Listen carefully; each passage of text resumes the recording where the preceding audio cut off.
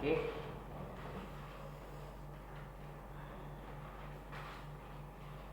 Rendah ya.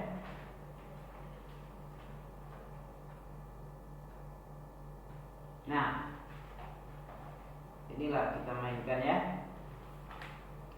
Kebenaran akan tercampakkan.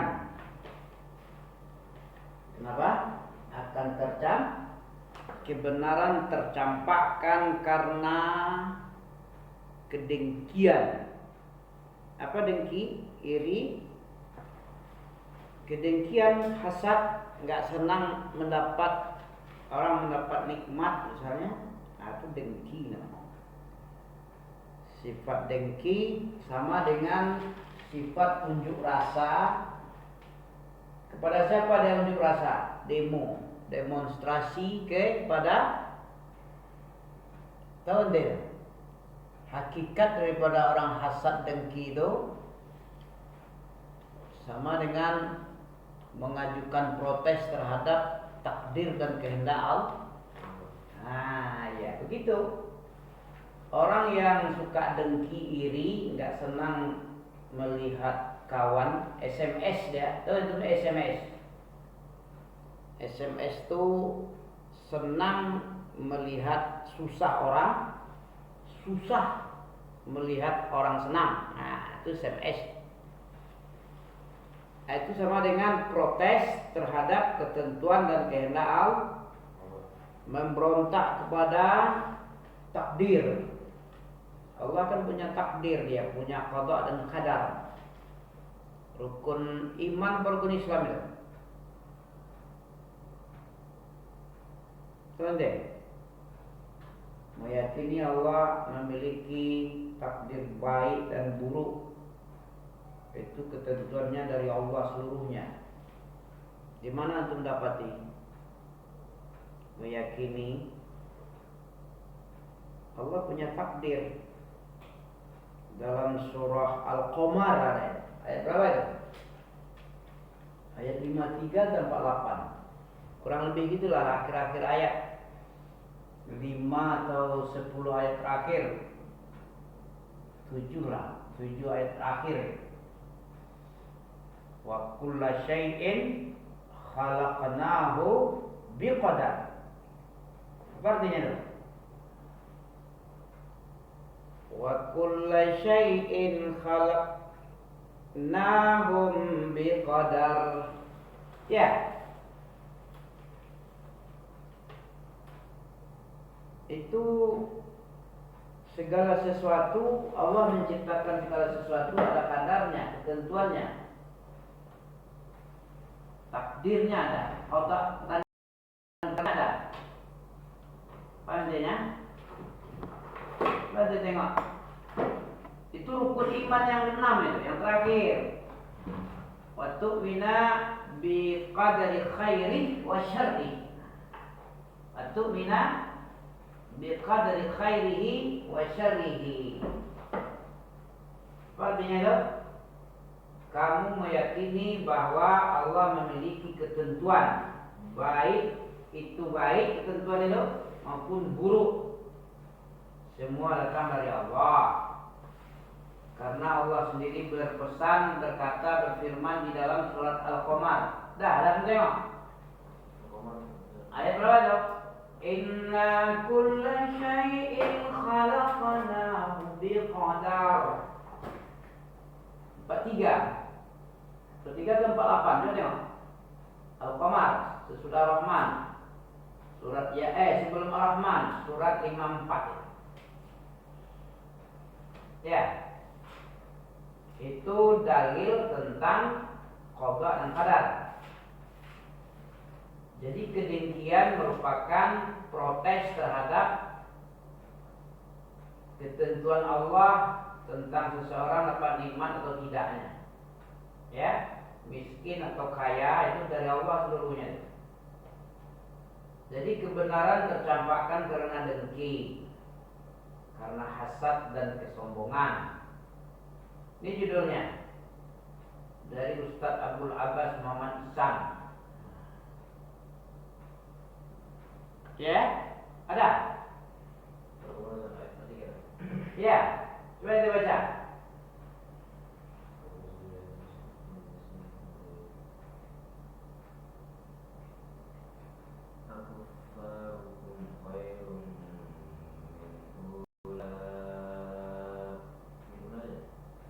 Sebelumnya lah 40.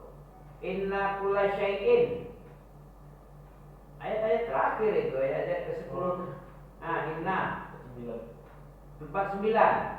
Oh iya ya. Inna kulla syai'in khalaqnahu biqadar. Apa artinya? Ya, ada ukurannya. Untuk Amin ukurannya segini, untuk Abimu segitu. Untuk orang-orang yang lain segitu. Itu Allah yang mengasihkan. Orang miskin itu bukan nggak kerja deh, banyak kerjanya daripada orang kaya. Tapi ketentuannya segitu, dibikin kadarnya segitu, rezekinya. Ada orang duduk-duduk tanda tangan aja, menyetujui segala sesuatu, mencatat-catat aja ya, sebagai saksi aja ya, sebagai perantara aja ya, misalnya jual tanah orang, perantara, dapat rezeki ya. Ada orang yang dari pagi sampai pagi kerja, segitu aja rezekinya. Nah, itu karena ketentuan. Jadi jangan sombong dulu. Apa gunanya kita beriman kepada qada dan qadar ini? Mesti ingat ente. Jadi segala sesuatu apapun saja, inna kulla syai'in, sesungguhnya setiap apapun saja, kulli syai' itu tiap-tiap apapun, tiap-tiap sesuatu. Sesungguhnya kami pada tiap-tiap sesuatu kami ciptakan dengan kadar, dengan ketentuan yang Allah tentukan. Paham tidak ya? Hikmahnya apa kita beriman kepada qada dan qadar? Tahu tidak? Coba tengok surat Al-Hadid ayat. Ayat berapa surah Al-Hadid? Kalau tadi Al-Qamar 49 ya. Hikmah daripada kita beriman kepada qada dan qadar besar sekali. Amat besar. Apa? Surah Al-Hadid ayat 10 entah 20. Ma asaba min musibatin. Fil ardi ma asaba min musibatin fil ardi wala fi anfusikum illa fi kitabim mubin. Fi kitabim mubin. Ya. Al-Hadid. Surah keberapa Al-Hadid? Sebelum Al-Mujadilah. 10. Berapa? 10 ya? Coba ma'asa. Ma'asa dulu ada. Ma'asaba min musibatin 10 atau berapa itu? 20 atau 25 ya? Apapun saja yang menimpa musibah, menimpa di bumi, apapun saja musibah yang menimpa bumi, ada bencana ya, bencana itu musibah. Tidak ada musibah di muka bumi itu kecuali sudah yang menimpa bumi, yang menimpa dirimu sendiri oleh sesuatu yang tidak enak, ya, nggak diinginkan dia musibah tadi untuk kita. Illa fi kitabin. Ya, coba baca. Dia mengulang-ulang yang lama aja biar itu lebih masuk, ya kan? Kalau ditambah-tambah terus, yang lain tidak diulang, percuma aja yang menambah. Itu hilang lagi. Didudukkan masalah kedengkian dan qadar apa? Dapat? Ma asaba min musibatin fil ardi wala fi anfusikum illa fi kitabim min qabli an nabra'aha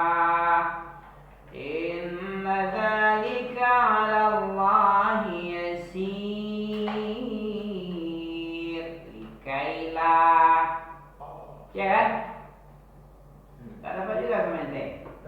Coba baca. Bacaan antum tak bisa betul pada tadi ya. Tes dulu.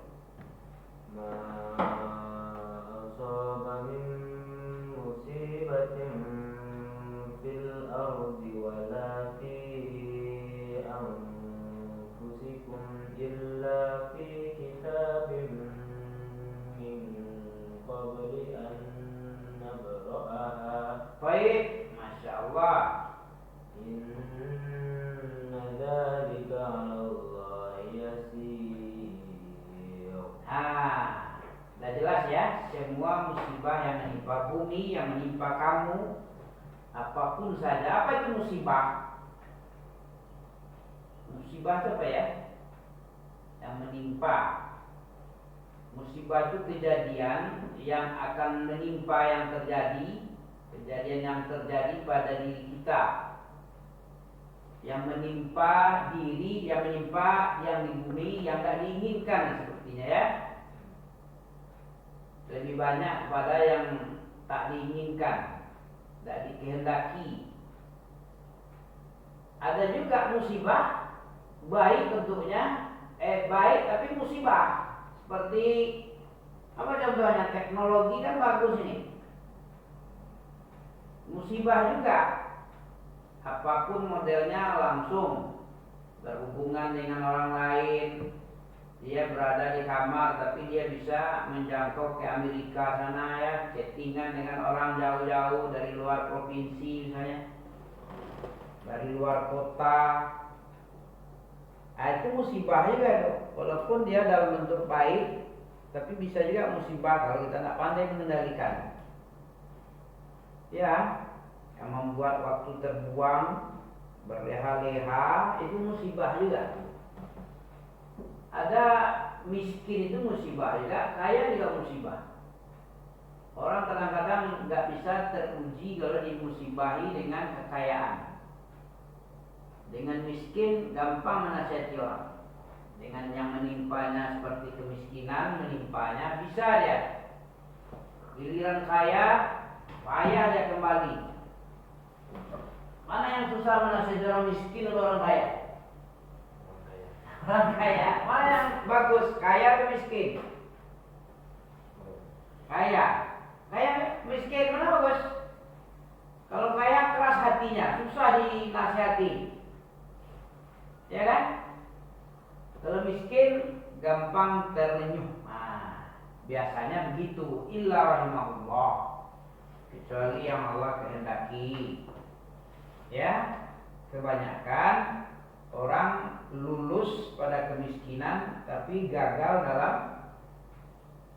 bergelimang harta, berkelimpahan harta, gagal. Diakui atau tidak, coba tengok aja realita. Ya. Untuk apa ini? Ada solusinya. Bagaimana supaya selamat dari musibah ini ada. Innal insan khuliqa halu'a idza massahu syarru jazu'a wa idza massahu khairu manu'a. Kan ada? Illal musallin. Berapa itu? Masih ingat deh. Innal insana khuliqa halu'a. Sesungguhnya manusia, Allah yang menciptakan manusia. Dia yang lebih tahu juga tentang apa yang akan ada pada manusia ya. Allah yang memberitahu kita, bukan kita mengarang-arang sendiri ya. Kapan manusia itu terhindar dari keluh kesah? Nah, ketika dia mengamalkan surat Al-Ma'arij itu ya. Illal musallin alladzina hum ala salatihim daimun. Banyak seterusnya, ada 9 kalau tidak salah. Antum tengok aja di surat Al-Ma'arij. Jadi apa tadi? Hikmah daripada musibah yang menimpa kita, mentakdirkan kita yang tak bagus. Ini dia. Sesungguhnya ma'asa, tidak ada musibah yang menimpa bumi dan tidak pula yang menimpa dirimu kecuali sudah tertulis. Kitab itu tertulis dari kitab. Kata batu menulis, kitab ada catatan tulisan tentang ketentuan. tentang rezeki, tentang ajal, tentang amal, tentang surga dan neraka, itu ada kitabnya. Dalam hadis keempat Arba'in Nawawi dalam kandungan itu sudah ada kitabnya. Ditulis kitab 4 macam catatan tentang takdir. Nah, ini yang takdir tadi ya. Sudah ada di dalam kitab sebelum diciptakannya bumi dan manusia. Nabra'aha, sebelum dimulai penciptaan bumi, hati kepada bumi dan manusia ya. Inna zalika, ketentuan-ketentuan itu sama Allah, atas Allah, ilmu Allah tentang ketetapan itu paling mudah. Sebelum terjadi sudah ada, akan terjadinya itu sudah bisa dituliskan. Allah sebelum membuat sudah tahu dia bagaimana nanti jadinya, bagaimana akhirnya, bagaimana kesudahannya kalau ditentukan begini, kalau tidak ditentukan bagaimana, tahu Allah semua. Ya, yang demikian itu gampang, menetapkan yang itu gampang sama Allah. Menjelaskan itu gampang. Supaya apa ini? Musibah ini apa? Kalau ada menimpa musibah semamu apa? Ini dia, ayat 23 dari surah Al-Hadid menjawab. Apa gunanya? Ya, musibah nggak bagus, nggak enak itu, musibah yang nggak diinginkan itu menimpa kita apa? Atau yang bagus juga, ketentuan yang baik, ketentuan yang buruk, supaya apa? Likailah taksaw ala ma fatakum, agar kamu tidak berputus asa. Taksaw itu asar. Asa itu dari asara itu. Taksaw, kau putus asa, agar mereka tidak berputus asa. Ala ma fatakum. Ala ma fatakum. Apa artinya ala ma fatakum? Atas apa yang hilang darimu.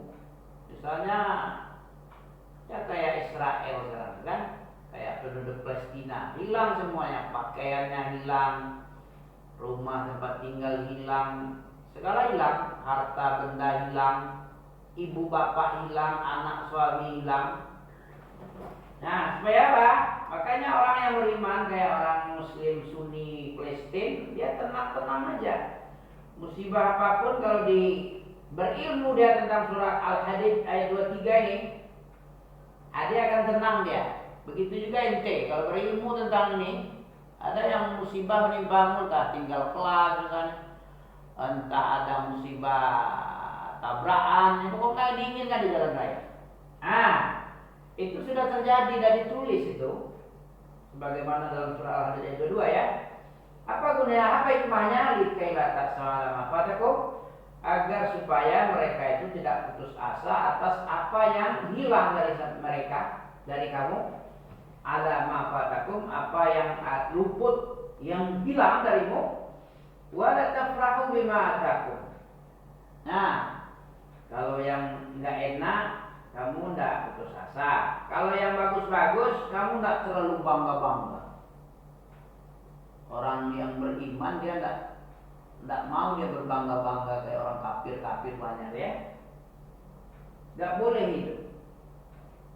Itu semua Allah yang menentukan baik dan buruk itu ada pada ketentuan. Bagaimana firman Allah tadi, inna kulla syai'in khalaqnahu biqadar.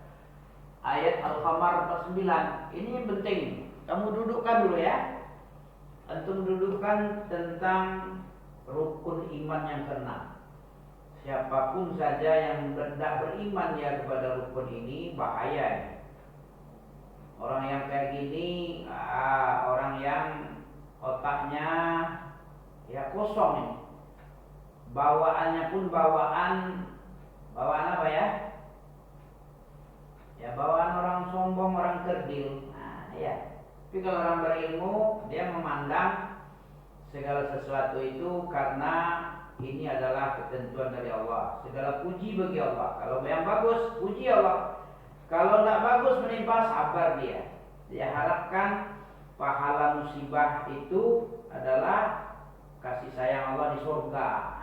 Ini deh. Karena bagaimanapun besar musibah yang menimpa di bumi ini pada diri kita, paling resikonya mati. Dan mati bukan akhir segalanya.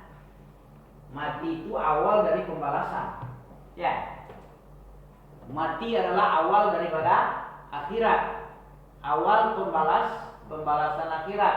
Dunia ini darul amalun wala hisab. Dunia tempat bekerja dan tidak ada hisabnya di dunia ini. Tidak ada hisab, tidak dihitung-hitung.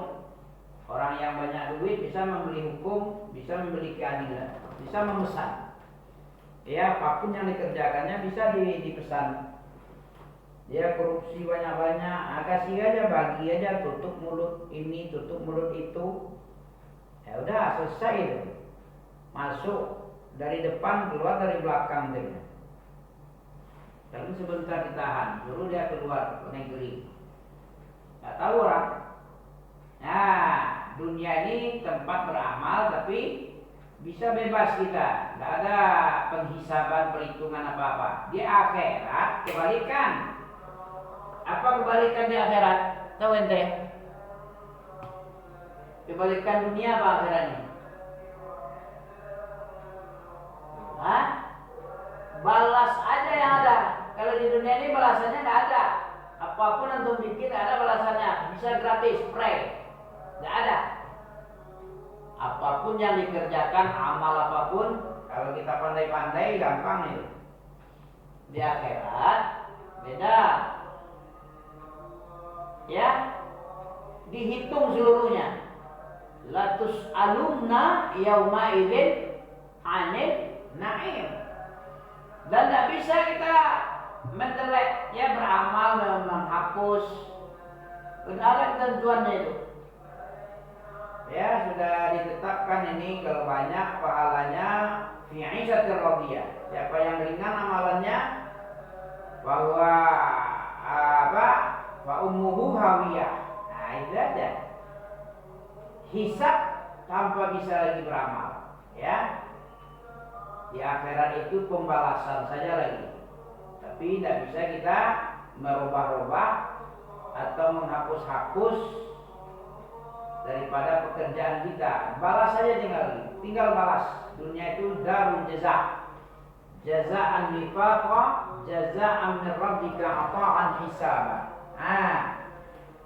Begitu ya.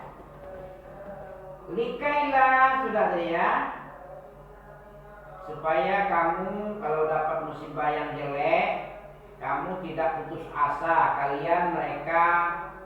Kalian tidak berputus asa terhadap yang hilang padamu, dan tidak pula berbangga-bangga menyombong-nyombongkan diri terhadap apa yang Allah berikan kepadamu. Bima atakum, dengan apa yang Allah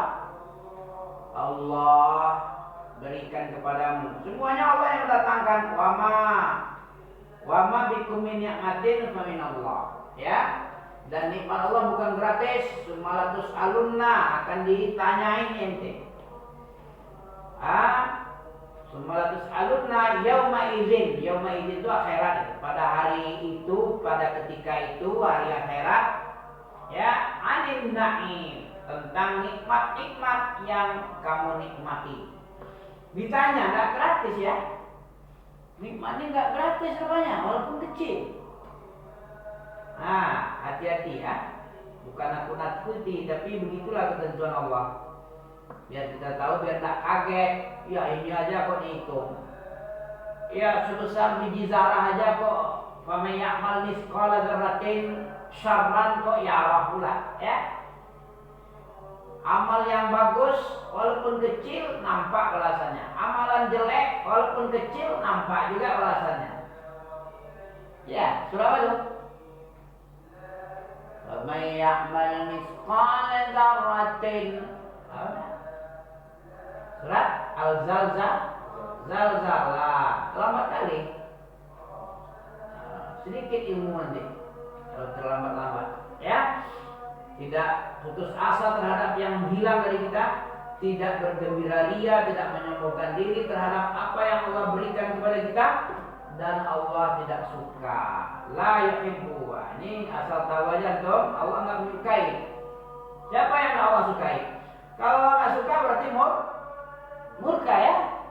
Kan itu lawan suka Pak. Benci ya. Aku suka sama dia. Lawannya aku benci sama dia.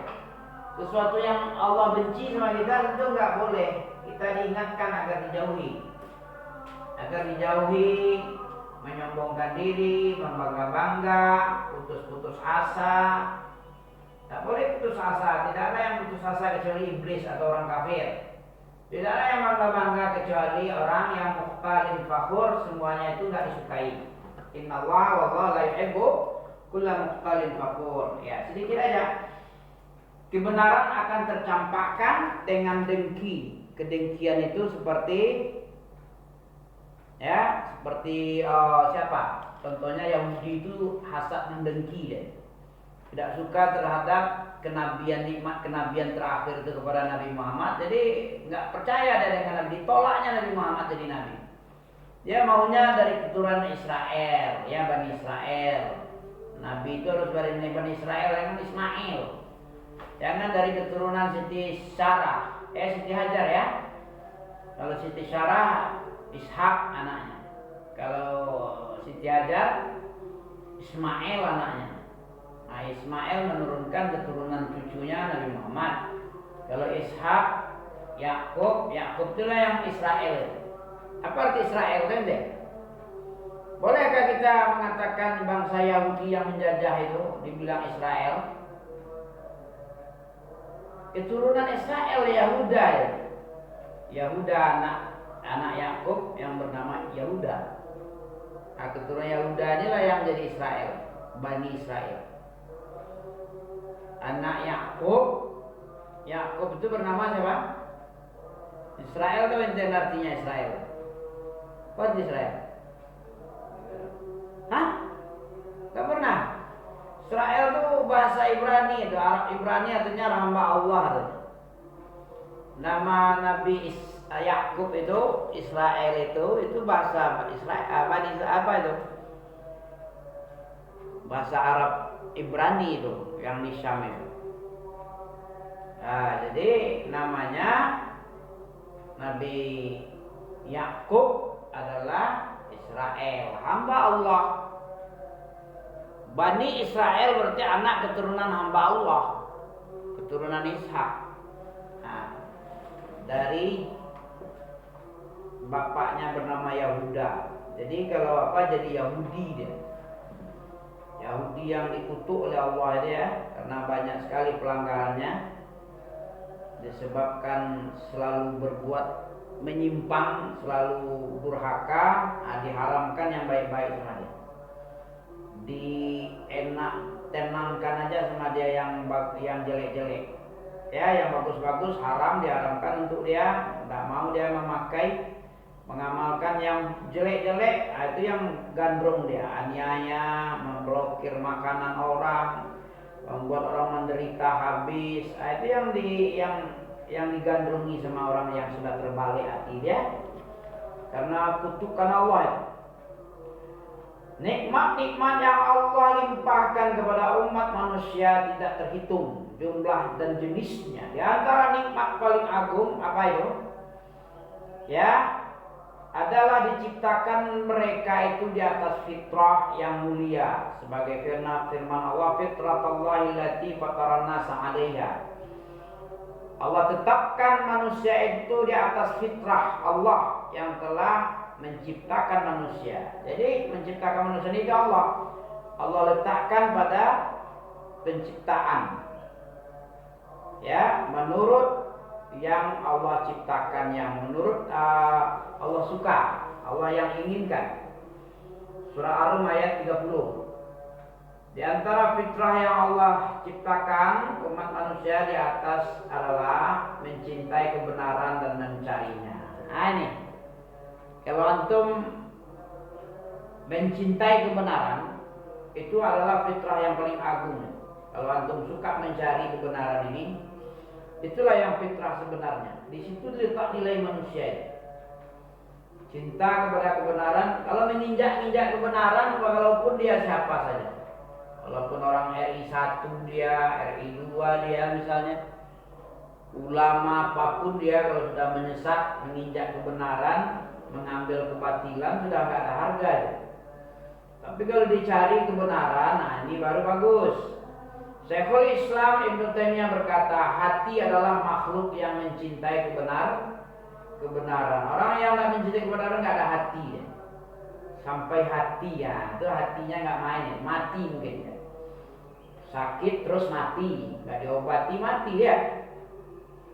Ya, Majmu' Fatawa ya, jilid 10 halaman 88. Beliau berkata, maka sesungguhnya al-haq kebenaran adalah dicintai fitrah.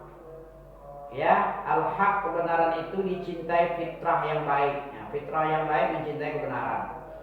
Dan dia al-haq itu lebih dicintai oleh, ya, lebih dimuliakan oleh manusia yang normal, orang yang paling baik. Lebih lezat bagi fitrah dibandingkan kebatilan yang tidak ada hakikatnya. Jadi kebenaran itu adalah apa? Dicintai oleh fitrah dan lezat sekali. Sementara kebatilan itu tidak disukai oleh manusia. Sesungguhnya fitrah tidak mencintai hal itu. Kebatilan itu tidak dicintai oleh fitrah yang bagus. Syekh Abdul Rahman As-Sa'di berkata, agama Islam itu adalah agama yang hikmah. Maknanya mengilmui kebenaran dan mengamalkan dalam seluruh perkara. Ya, sehingga apabila jiwa itu tetap di atas fitrahnya, maka tidak akan menuntut kecuali kebenaran. Sedangkan kebenaran itu telah jelas dan terang, tidak ada kesamaran padanya. Al-Alama Ibnu Qayyim rahimahullah berkata, sesungguhnya kesempurnaan seseorang itu berkisar pada dua hal. Ya, satu, kemampuan membedakan antara kebenaran dan kebatilan. Yang kedua, lebih memilih kebenaran tersebut daripada kebatilan. Tidaklah kedudukan makhluk di sisi Allah Subhanahu wa taala baik di dunia maupun di akhirat kecuali ditentukan oleh kadar perbedaan mereka dalam dua hal tersebut. Karena dua perkara inilah para nabi dipuji oleh Allah Subhanahu wa taala. Firman Allah, "Wadhkur abdana Ibrahim wa Ishaq wa Yaqub ulil aidi wal absar." Ya, sebutkanlah dan ingatkanlah hamba-hamba kami, yaitu hamba Ibrahim, Ishak dan Yakub, ya, yang memiliki kekuatan ilmu yang tinggi, ilmu yang tinggi. Jadi Nabi Ibrahim, Ishak, Yakub itu adalah ulil aidi wal absar, mempunyai kekuatan ilmu yang sangat benar, ilmu yang tinggi. Ya, kita cukupkan dulu karena persiapan maghrib. Subhanakallah bihamdika asyhadu an la ilaha illa anta astaghfiruka wa atubu ilaik.